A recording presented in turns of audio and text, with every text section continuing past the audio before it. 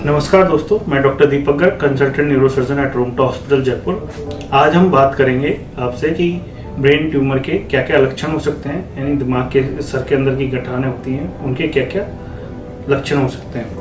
अगर brain tumour किसी को है तो उसको दौरे की दिक्कतें हो सकती है कि बार बार दौरे आना और बार बार बेहोशी में जाना हो सकता है। अब ये दौरे ऐसे भी हो सकते हैं कि एक दौरे के बाद पेशेंट मतलब बेहोशी में चला जाता है, या मेनली जो सिम्टम होता है जो सिर में दर्द होता है वो हल्का हल्का होता है, मॉर्निंग टाइम में होता है, मॉर्निंग हेडेक बोलते हैं। ये सीवियर नहीं होता, ये डल एकिंग होता है। साथ में इसके साथ पेशेंट को प्रोजेक्टाइल वॉमिटिंग होती है कि वॉमिटिंग का मतलब नोजिया नहीं है लेकिन फिर भी इसको वॉमिटिंग आ रही है।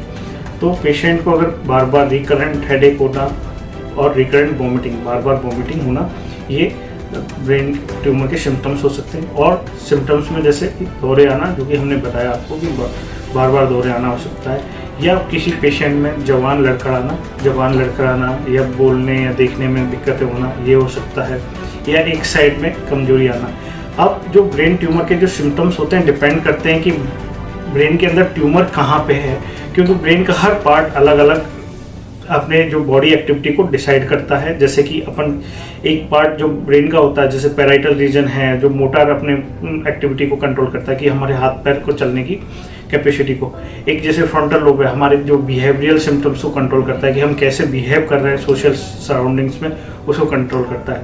एक जैसे कि ऑक्सीपिटल लोब है, जो ब्रेन का पीछे वाला हिस्सा, वो हमारे विजन को कंट्रोल करता है। अगर वहाँ पर ट्यूमर है तो विजन में प्रॉब्लम्स हो सकती हैं, दिखाई देने में दिक्कत हो सकती है।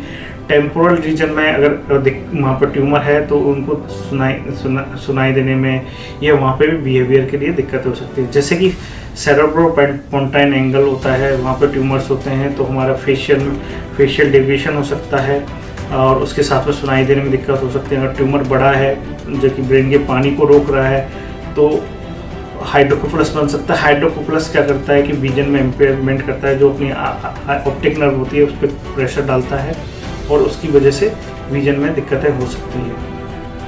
तो ये जो ब्रेन ट्यूमर के सिम्टम्स हैं, ये ब्रेन के ट्यूमर की लोकेशन के ऊपर डिपेंड करते हैं कि ब्रेन में लोकेशन कहाँ पे है।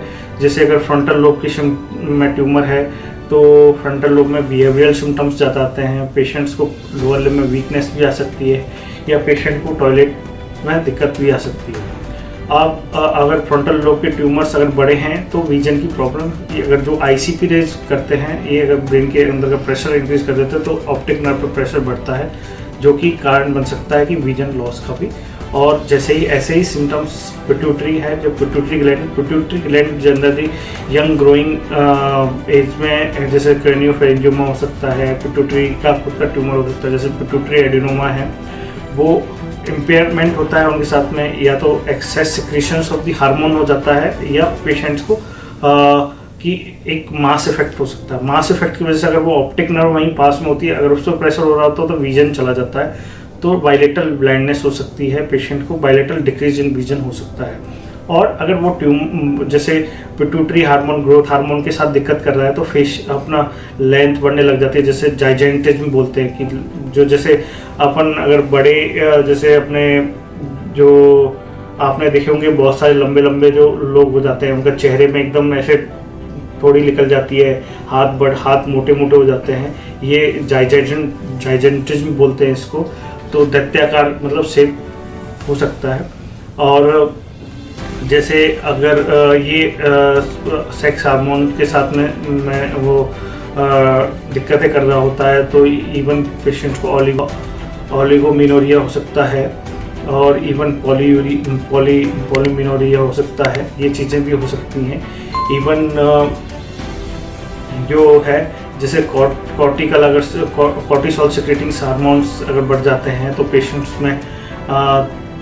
पेशेंट्स में क्या होता है कि एकदम रेडनेस, लालिमा हो जाती है, वजन बढ़ने लग जाता है, नेप ऑफ नेक पे फैट बढ़ जाता है, इवन बेली फैट भी हो जाता है। और ये इसको कॉर्टिसोलिज्म बोलते हैं, एक्सेस कॉर्टिकल हार्मोन सिक्रेशन का कारण पिट्यूटरी हार्मोन होता है। बहुत सारे मेनिंजियोमाज होते हैं। मेनिंजियोमा में डिपेंड करता है कौन सी साइड पे है। जैसे अगर वो मोटर एरिया पे प्रेशर कर रहा है तो पेशेंट प्रेजेंट कर सकता है कि एक साइड की वीकनेस के साथ में कर सकता है, जैसे लकवा आता है वैसे भी प्रेजेंट कर सकते हैं, या दौरे के साथ प्रेजेंट कर सकते हैं, या आपका बेहोशी भी सडन अगर ट्यूमर बड़ा होता जा रहा है, प्रेशर कर रहा है तो बेहोशी के साथ में भी प्रेजेंट कर सकता है पेशेंट।